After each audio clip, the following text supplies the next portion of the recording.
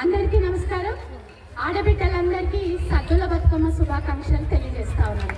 ఆడబిడ్డలకి ఎంతో ముచ్చటైన పండుగ, మరి ఇష్టమైన పండుగ ఏదైనా ఉంది అని అంటే అది బతుకమ్మ పండుగ. 9 రోజులు దేవీ నవరాత్రులని, దుర్గామాతని మనస్ఫూర్తిగా కొలుసుకుంటూ, మరి అదేవిధంగా ఎంగిలి పూల బతుకమ్మ రోజు నుంచి సద్దుల బతుకమ్మ వరకు మరి రోజు ఆడబిడ్డలు భక్తి శ్రద్ధలతో గౌరమ్మని పూజ చేసుకొని, మరి వివిధ రూపాలలో అలంకారమైన దుర్గామాతని మనస్ఫూర్తిగా మరి కోరుకుంటూ, మన పిల్ల పాపలు, మరి కుటుంబాలు, మరి మన అభివృద్ధి జరగాలని మనస్ఫూర్తిగా వేడుకునే పండుగ మరి విజయదశమి పండుగ. మరి ఆటంకాలన్నీ తొలగి మరి మనకు విజయాన్ని ఇచ్చే పండుగ విజయదశమి పండుగ అని ఈ సందర్భంగా తెలియజేస్తూ, మరి విఎన్ రెడ్డి కాలనీలో మరి ప్రెసిడెంట్ గారు వెంకటరామరెడ్డి గారు, తమ్ముడు కనకరాజు, ఆంజనేయులు గారు, ఇట్లా మరి వాసన్న ప్రతి ఒక్కరూ పేరు పేరున మరి అందరికీ కూడా పేరు పేరును హృదయపూర్వక నమస్కారాలు. నాగేష్ ఇంకా పేర్లు చెప్పుకుంటూ పోతే చాలా మంది ఉన్నారు, ఏమనుకోవద్దు, అన్నిగా భావించకూడదు. సో విఎన్ రెడ్డికి నాకున్న అనుబంధం అంతా ఇంత కాదు.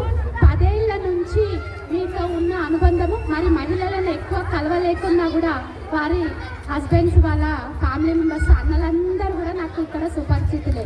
మరి ఏ పని అడిగినా కూడా ఆనాటి నుంచి ఈనాటి వరకు మరి ఏ పని కొంచెం వెనక ముందు అయినప్పటికీ కూడా ఈరోజు బిఎన్ రెడ్డి కాలనీ తీసుకున్నట్లయితే 95% పనులు పూర్తయినాయి. మరి 2 పనులు పెండింగ్, ఒకటి డ్రైనేజీ, 2-3 గల్లీలు రోడ్లు, అవి కూడా డిసెంబర్ కల్లా పూర్తి చేస్తానని ఈ స్వైప్ ఎవరికి అవకాశం ఇవ్వను.